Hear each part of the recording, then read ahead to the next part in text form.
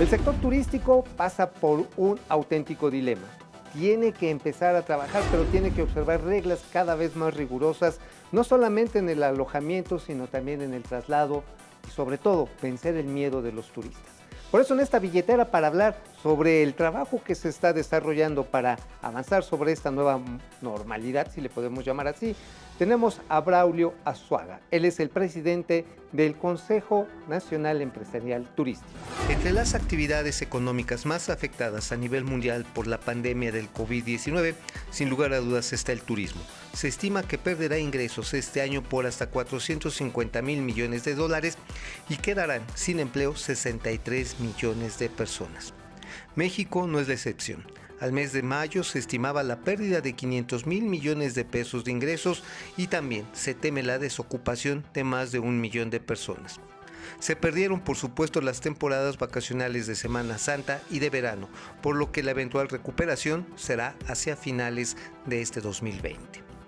La previsión del Consejo Nacional Empresarial Turístico es que en diciembre entrante se logre 55% de ocupación en cuanto a viajeros nacionales y 45% internacionales, esto en los principales puntos de atracción vacacional y observando las más estrictas reglas de distanciamiento e higiene social.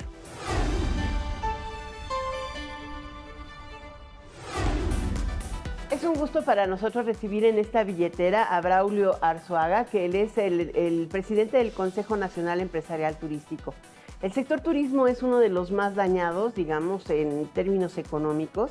Representa cerca del 9% del Producto Interno Bruto, pero con este cierre o gran cierre que hemos tenido desde el mes de marzo, abril y mayo, y sobre todo porque incidió con la Semana Santa, ha tenido una contracción, según el INEGI, de casi 17% su capacidad de producción turística.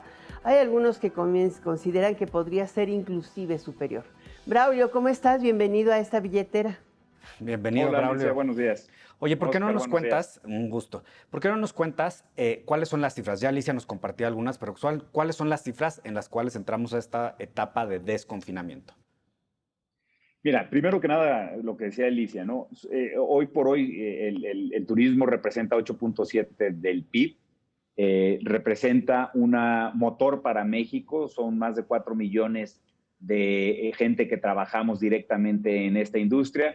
Es una industria que aporta 14,700 millones a la balanza turística, es una industria que capacita mucho, que tiene como primer lugar empleado a jóvenes y segundo a mujeres. Al final de cuentas, como siempre lo hemos dicho, este es una industria que es un aliado también al combate a la pobreza. En la media nacional es 42% el nivel de marginación y en estados o en lugares turísticos es diferente. El Cabo es 18, en Quintana Roo es 24. Entonces, pues son números, digamos, muy favorables para una economía de un país. Ya lo decía Alicia, sí, nosotros paramos, la industria paró a mediados de marzo. Abril y mayo solamente hay una afectación de 500,000 millones, esto lo estimamos en el CENET y lo estimó De 500 también mil el millones Cicotur. de pesos, ¿no? Correcto, correcto, 500,000 millones de pesos. Y al final de cuentas, pues ha sido muy complicado porque sí perdimos ya la temporada, una temporada que es muy importante en la parte nacional, que es Semana Santa. También perderemos seguramente verano y el año será muy complicado. Hemos estimado que tendremos una recuperación en el mercado doméstico del 55% para diciembre y tendremos en ese mismo periodo 45% para el mercado internacional. ¿Podríamos saber qué es lo que están haciendo para iniciar el desconfinamiento de forma segura, de tal manera que las personas que están pensando probablemente hacer un verano, a lo mejor ¿cómo le llaman? Un late summer o un verano retrasado, pudieran considerar su periodo de vacaciones? Mira, todo depende la Secretaría de Salud y de la Secretaría de Sectur. Al final de cuentas, nosotros vamos siguiendo los semáforos tanto locales o estatales como el federal y las reglas que van tomando con este semáforo. Déjame darte el ejemplo de Quintana Roo. Hoy Quintana Roo amaneció con la parte norte del estado en naranja y con la parte, digamos, del sur en rojo. Entonces, hoy tenemos ciertas limitaciones en porcentaje de ocupación hotelera que tiene que ver por el semáforo rojo o por el naranja. En el naranja hay un porcentaje de ocupación mayor que al que puedes llegar. Ciudad de México, hoy por hoy, se ha dicho o se definió que la hotelería era soporte a esas actividades esenciales y entonces algunos hoteles no han cerrado, algunos hoteles están cerrados y los que están abiertos están con un porcentaje de ocupación máximo del 15%.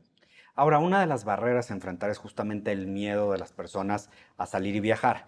¿Qué es lo que está haciendo la industria hotelera y, digamos, la industria del turismo en general para vencer este miedo, tanto localmente como a nivel global?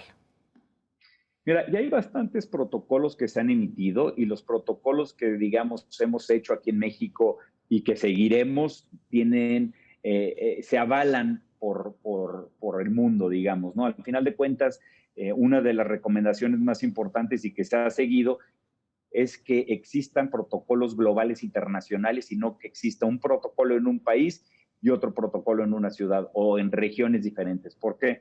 Porque el huésped o el turista que hoy está viajando, ya sea por placer o por trabajo, espera encontrar las mismas reglas en el punto A de origen al punto B y de igual manera del punto B al punto A. Entonces, al final de cuentas, hace semana y media, 2 semanas, se emitió por parte del CENET y por parte de las asociaciones de hoteles, junto con Sectur y junto con Salud, el protocolo que tiene que ver con los hoteles, e insisto, son protocolos que se ven de manera global y que se ven de manera internacional. Hemos también ya emitido algunos de parques y de diversiones y parques acuáticos, y el Consejo Mundial de Turismo acaba de emitir otros para viajes de reuniones o para transportación, etcétera. Entonces, al final de cuentas, creo yo que la industria está alineada en ese sentido y así es como debe ser. Ahora, hay un tema que a todo mundo nos ocupa.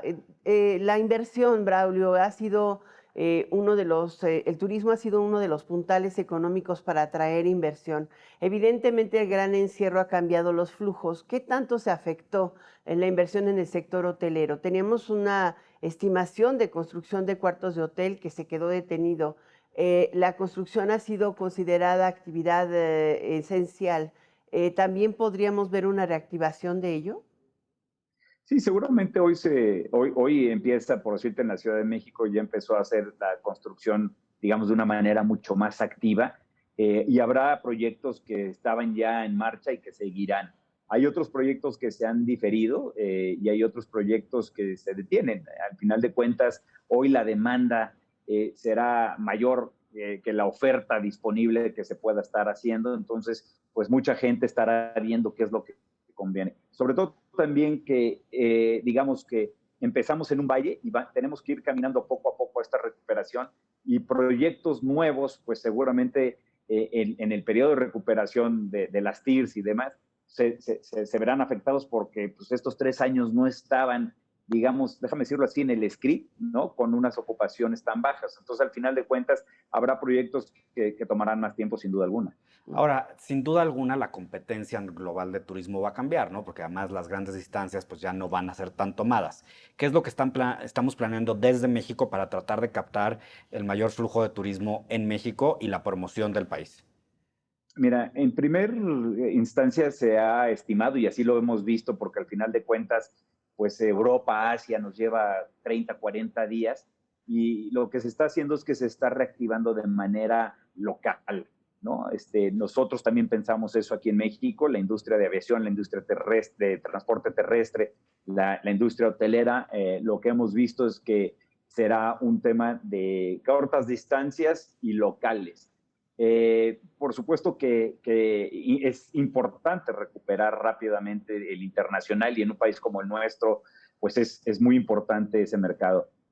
Nuestros mercados emisores más importantes, que es Norteamérica, pues también tienen restricciones en viajar, ¿no? Canadá está muy aislado, yo creo que está haciendo las cosas bien en el sentido de digamos, minimizar esa curva. Estados Unidos ya sabemos que es hoy por hoy el epicentro de esto, y tienen un travel warning número 4 global que eso significa no viajes a ningún lado. Y pues obviamente lo están haciendo uno para cuidar a los ciudadanos americanos, pero también por el otro lado para incentivar el viaje interno.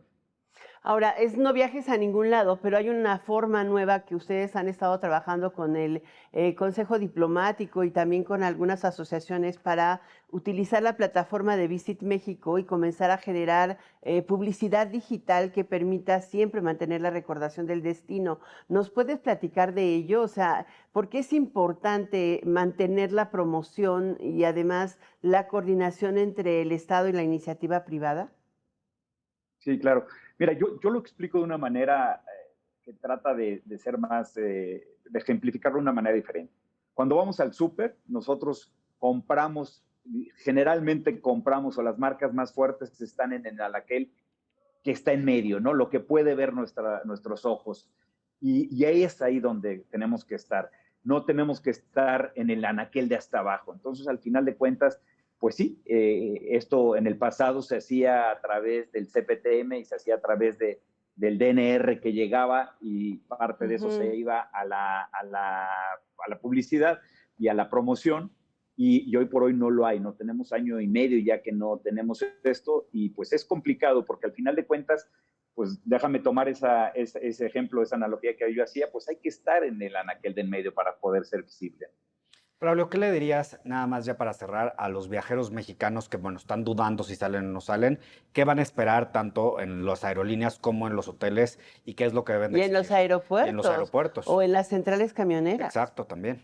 Sí, el viaje se origina desde el momento que cierras tu puerta y hay un transporte que te lleva al aeropuerto, ¿no? Entonces, tanto las compañías de transporte como el aeropuerto, como las aerolíneas, el mismo transporte terrestre con autobuses, etcétera, pues tendrán que implementar sus protocolos.